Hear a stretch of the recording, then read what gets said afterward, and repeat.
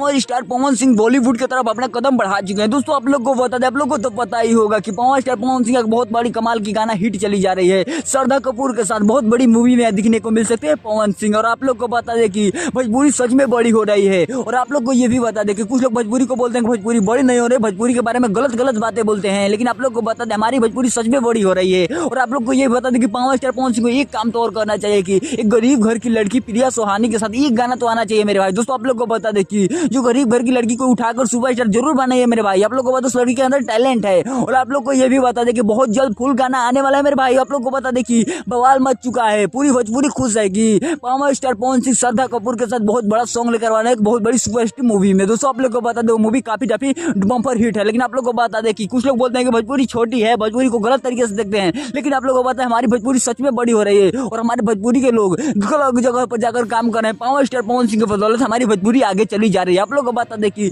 साहिल Yadav power star Pawan Singh जैसे singer जिंदा है तो हमारी भोजपुरी कभी भी बड़ी हो सकती है मेरे भाई। आप लोग को बता दें कि बड़े बड़े काम करने के लिए हमेशा तैयार रहते हैं। मिलते हैं किसी नए वीडियो में किसी नए टॉपिक के। चैनल को सब्सक्राइब कर लीजिएगा।